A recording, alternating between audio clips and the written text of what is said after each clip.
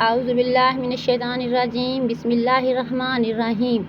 میں ہوں آپ کی بہن بنت ہوا۔ آج میں آپ کے لیے بہت بہترین سمجھ لیں کہ ایک بات کہنے والی ہوں جو میں روز سوچتی تھی یہ بات کروں لیکن کر نہیں سکتی تھی، اس لیے آپ نے میری ویڈیو کو فل واچ کریں، لائک سبسکرائب چینل کو سبسکرائب کریں، یہ آپ کی مہربانی ہوگی۔ جو انسان اللہ تعالیٰ سے دعا کرتا ہے وہ اللہ تعالیٰ کے قریب ہو جاتا ہے۔ اسی لیے کہتے ہیں کہ دعا عبادت کا مغز ہے۔ اللہ تعالیٰ کے سامنے گڑ گڑا کر دعا مانگنی چاہیے اور یہ سمجھنا اور سوچنا چاہیے کہ وہ ہماری دعا سن رہے ہیں اور قبول فرما رہے ہیں۔ سورۃ بقرہ میں ہے 182 آیات۔ سورۃ بقرہ کی آیت نمبر 182۔ وَإِذَا سَأَلَكَ عِبَادِي عَنِّي فَإِنِّي قَرِيبٌ اجیب دعوت الداع اذا دعان۔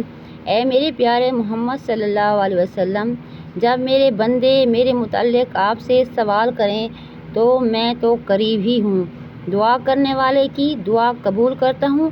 اور جب وہ مجھ سے دعا کرتا ہے، میرے بہن بھائیوں جو میری اس ویڈیو کو دیکھ رہی ہیں تو آپ یہ بات غور سے سنیں، وظائف بھی کریں، نماز بھی پڑھیں، دعائیں بھی کریں، دعاؤں میں بھی زیادہ ٹائم لگائیں۔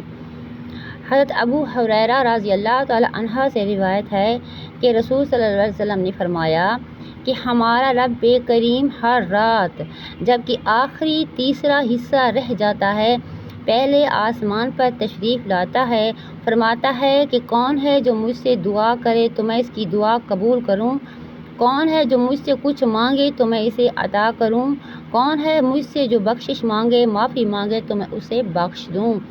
اسی لیے یہ بات کرنا چاہتی ہوں کہ آپ دعا پر بھی بہت زیادہ غور کیا کریں، اتنی دیر دعا مانگیں کہ اللہ تعالیٰ آپ کی عاجزی کو پسند کرے۔